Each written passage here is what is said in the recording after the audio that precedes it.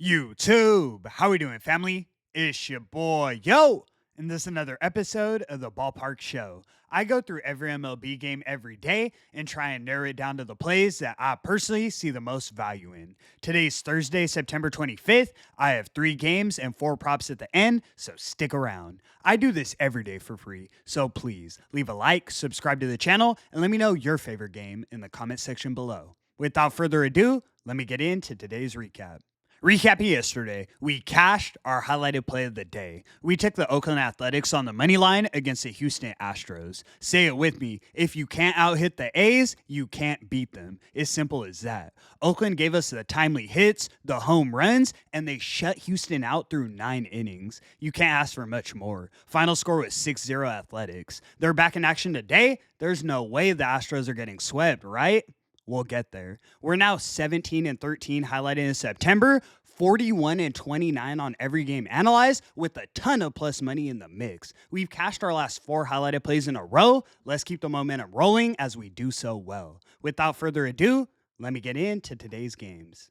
I wanted to mention the Pirates and Reds game. It won't be an official play, but I'll have a little money on it in case you guys want some early action. I'm personally looking at the under. At the end of the day, these are 2 bottom 10 offenses. They've been scoring runs recently, but I think that sets up even more for an under today. Ashcraft and Lodolo are 2 solid options on the mound. I think this one ends something like 4-1 Reds. In our first official matchup, we have the Houston Astros in Oakland taking on the Oakland Athletics. Astros are minus 118 on the money line, and the total is 9.5 runs. On the mound, we have Framber Valdez going for Houston, and we have JT Ginn going for Oakland. Framber is obviously the more experienced starting pitcher, but I have more faith in Ginn's game moving forward. He has a 3.7 expected ERA compared to Framber's 3.8, and when I look at their advanced metrics, I see why. Both guys get a lot of ground ball outs, but Ginn gets more strikeouts and allows a lot less hard contact. If you're giving up barrels to this A's offense, you're in big trouble. We've seen them teeing off. None of these matchups have really been close. I think it's business as usual for the A's. If you can't out-hit them, you can't beat them. We're taking the Athletics on the money line. You can find it for minus 102 odds as our first highlighted selection.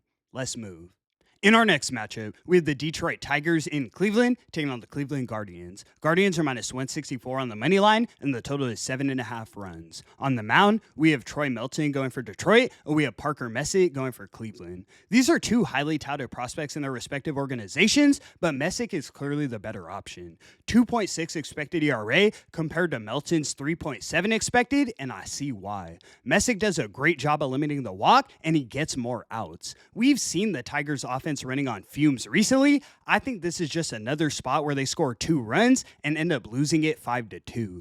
Cleveland has the far superior bullpen, so once we get into the late innings, I also expect them to bolster their lead there. We're taking the Guardians on the run line. You can find it for plus 130 odds as our next selection of the afternoon. Let's move.